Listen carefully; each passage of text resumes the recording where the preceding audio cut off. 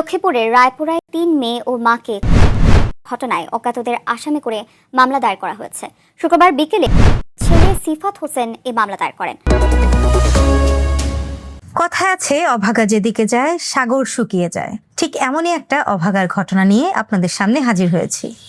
লক্ষ্মীপুরের রায়পুরে 2019 সালে রাস্তায় পড়ে থাকা তারে বিদ্যুৎপৃষ্ট হয়ে এক গৃহবধূর স্বামী, পরবর্তীতে 3 কন্যা সন্তান এবং এক ছেলেকে নিয়ে কোনো রকমে কষ্ট করে জীবনযাপন করছিলেন এক মা। গত বৃহস্পতিবারে সেই 3 কন্যা সন্তান এবং সেই গৃহবধূ মা সে নির্মমভাবে শিকার হয়েছেন। এই ঘটনাটির বিস্তারিত আমরা জানবো আমাদের সহকর্মী সোহেল মাহমুদ থেকে, এবং আপনাদের সাথে রয়েছে আমি স্নিগ্ধা আখি। জি সোহেল মাহমুদ। ধন্যবাদ আখি আপনাকে, ধন্যবাদ নতুন সময় সকল দর্শককে যারা এই অনুষ্ঠান দেখছেন। দর্শক, আপনাদের নিশ্চয়ই মনে আছে গাজীপুরের কাপাসিয়ায় স্ত্রী 3 কন্যা এবং এক শ্যালক পালিয়ে যায় ফুরকান। এবার এমনই এক ঘটনা ঘটেছে লক্ষ্মীপুরের রায়পুরে, এবং এই ঘটনাটা ঘটে গত বৃহস্পতিবার 25 জুন সকালে লক্ষ্মীপুর জেলার রায়পুর উপজেলার দেনায়েতপুর এলাকার স্কুল মাস্টার আমির হোসেনের 5তলা ভবনের নিচতলায় এই ঘটনাটি ঘটে, এবং এই ঘটনাটি ঘটায় সেই ভবনের 5ম তলায় থাকা সাবেক ভাড়াটিয়া অন্তর মজুমদার, যার বয়স 30 বছর। তিনি এই ঘটনার অনুসন্ধানে গিয়ে আমরা জানতে পারি এই যে অন্তর মজুমদার সে এই যে 5তলা ভবনে ভাড়া থাকতো সেটা 1 বছর খানেক আগে। আরেকটি বিষয় উল্লেখযোগ্য, সেটি হচ্ছে সে যখন এই বাড়িতে ভাড়া ওঠে তখন সে কিন্তু হিন্দু হয়েও মুসলিম পরিচয় দিয়েছিল, এবং তখন সে পরিচয় দিয়েছিল তার নাম জহির, এবং সে কলের কাজ করে, অর্থাৎ পানির লাইনের সে কাজ করে, এবং পরবর্তীতে দেখা যায় সে কলের কাজের পাশাপাশি ভ্রাম্যমান ফল ব্যবসায়ী, অর্থাৎ ভ্যানে করে সে ফল বিক্রি করত। এবং এই যে এই বিল্ডিং এ ভাড়া থাকার সুবাদে সে নিচতলায় থাকা ভাড়াটিয়া যে শাহিনুর বেগমের পরিবার, সেই পরিবারের সাথে পরিচিত ছিল, এবং এই শিকার শাহিনুর বেগম তার পরিবার নিয়ে সে দীর্ঘদিন কিন্তু এই বিল্ডিং এ ভাড়া থাকতো। এবং আপনি যেমনটি বললেন যে 2019 সালে তার স্বামী কিন্তু বিদ্যুৎস্পৃষ্ট হয়ে, এবং সেও পেশায় একজন ফেরিওয়ালা ছিল, ঘুরে ঘুরে থালা বাসন ফেরি করত। কিন্তু এই ফেরিওয়ালা হয়েও সে কিন্তু তার যে 3 মেয়ে এবং এক ছেলে তাদেরকে কিন্তু পড়াশোনা করিয়ে গিয়েছে। এবং এই যে মা শাহিনুর বেগম, তার বয়স 38 বছর, এবং তার বড় মেয়ে ঢাকা বিশ্ববিদ্যালয়ের শিক্ষার্থী সাইমা আক্তার, তার বয়স 20 বছর, এবং মেজো মেয়ে নাফিসা আক্তার ইকরা রায়পুর সরকারি মার্চেন্ট একাডেমির দ্বাদশ শ্রেণীর শিক্ষার্থী, এবং ছোট মেয়ে শিফা আক্তার সে একই স্কুলে 4র্থ শ্রেণীর ছাত্রী ছিল, এবং তার বয়স ছিল 9 বছর।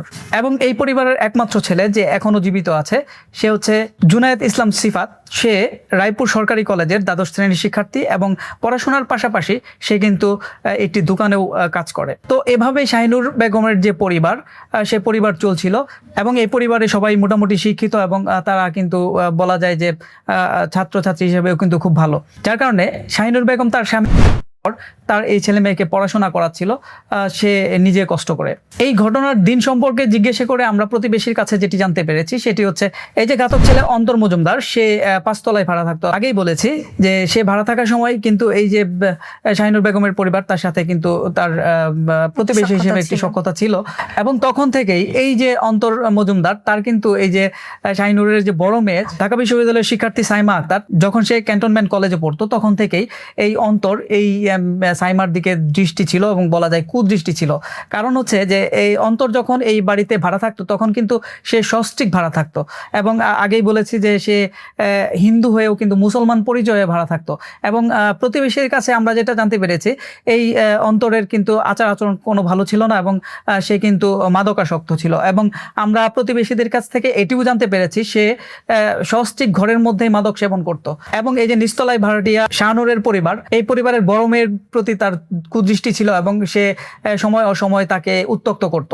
এবং এটি নিয়ে গত কিছুদিন আগে যখন শাহিনুর বেগম তার বাড়ির মালিককে বিচার দেয় তখন কিন্তু বাড়ির মালিক প্রতিবেশীদের উপস্থিতিতে একটি বিচার করে, এবং বিচারে তার এই উত্ত্যক্তের সত্যতা পেয়ে এই অন্তরকে এই বাড়ি থেকে বিতাড়িত করে। এবং প্রতিবেশীরা যেটি ধারণা করছে সেটি হচ্ছে এই বিচারের পর থেকেই এই শাহিনুর বেগমের পরিবারের প্রতি অন্তরের একটি ক্ষোভ ছিল, যেই ক্ষোভটির প্রকাশ সে ঘটালো এই মধ্য দিয়ে। তো ঘটনার দিন 9টার দিকে সম্ভবত সে এই বাড়িতে প্রবেশ করে এবং প্রতিবেশী আফরোজা বেগম যেটি জানিয়েছে সেটি হচ্ছে যে শাহিনুরের যে বাড়ি সেই জানালার দিকে সে তাকিয়ে দেখে যে একটি ছেলে প্যান্ট হাতে চলাফেরা করছে এবং সে ধারণা করে যে এটি যে শাহিনুরের ছেলে সিফাত। তখন সে সিফাত ভেবে তাকে ডাক দেয় এবং ডাক দিলে সে শোনে না, অর্থাৎ সে তো সিফাত না, সে ছিল অন্তর। এবং যখন সে ডাকাডাকি করে তখন সে যখন দেখে সে সিফাত না অন্তর, তখন তাকে জিজ্ঞাসা করলে সে বলে যে এই বাড়ির কল ঠিক করতে এসেছে সে।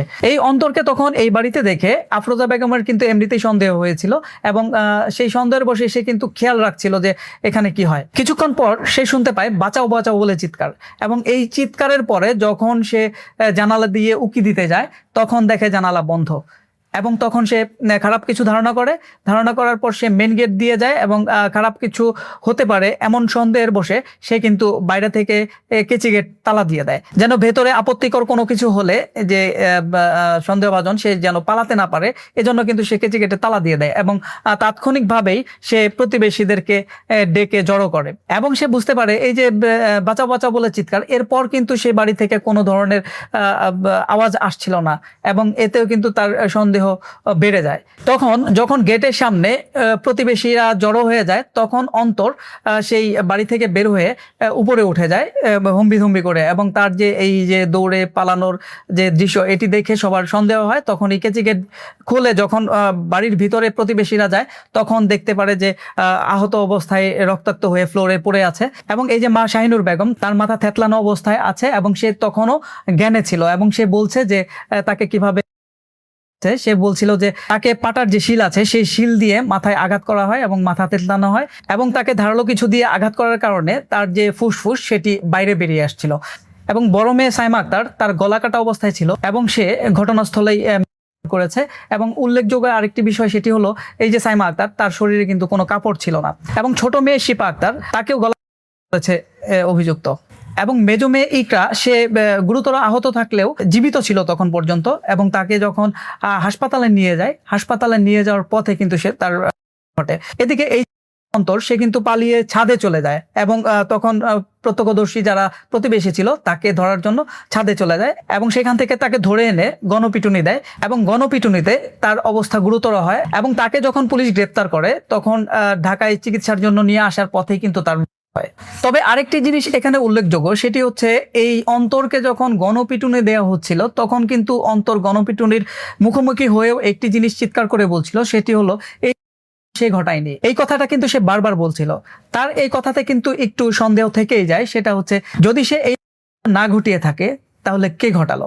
আরেকটি বিষয় থেকে যাচ্ছে সেটা হচ্ছে যে একার পক্ষে আসলে এতগুলি মানুষকে কোনো চেতনানাশক না খাইয়ে জীবিত অবস্থায় সুস্থ অবস্থায় তাদেরকে, এটি কিন্তু আসলে অতটা সহজ নয় একজন ব্যক্তির পক্ষে। অনেক ক্ষেত্রে হয়েছে, যেমন এই যে গাজীপুরে ফুরকানের যে ঘটনাটি ছিল সেটিতেও কিন্তু দেখা গেছে যে সে সকলকে ঘুমের ওষুধ খাইয়ে তারপরে তাদেরকে করেছে। বাট বৃহস্পতিবারের যে ঘটনা তখন কিন্তু তাদেরকে চেতনানাশক খাওয়ানো হয়নি। সেই ক্ষেত্রে এতগুলি সুস্থ মানুষকে 3জন মেয়ে এবং একজন মা 4জনকে করা একার পক্ষে কিন্তু একটু দুষ্কর। সেই ক্ষেত্রে এই ঘটনায় কিন্তু থেকে যাচ্ছে এবং পুলিশের তদন্ত যেহেতু চলমান আছে হয়তো আমরা জানতে পারবো। তো এই বিষয়ে সর্বশেষ পুলিশের সাথে আপনার কথা হয়েছে কিনা, তারা কি জানিয়েছে? গতকাল শুক্রবার এই যে একমাত্র বেঁচে যাওয়া ছেলে সিফাত সে বাদী হয়ে এই বিষয়ে একটি মামলা করে লক্ষ্মীপুর থানায় এবং লক্ষ্মীপুর সার্কেলের যে পুলিশ সুপার মোহাম্মদ আব্দুর রাশেদ সে আমাদেরকে জানিয়েছেন যে এই বিষয়ে যেহেতু অভিযুক্ত সেও বেঁচে নেই এবং এই বিষয়ে তারা অধিক তদন্ত চালাচ্ছে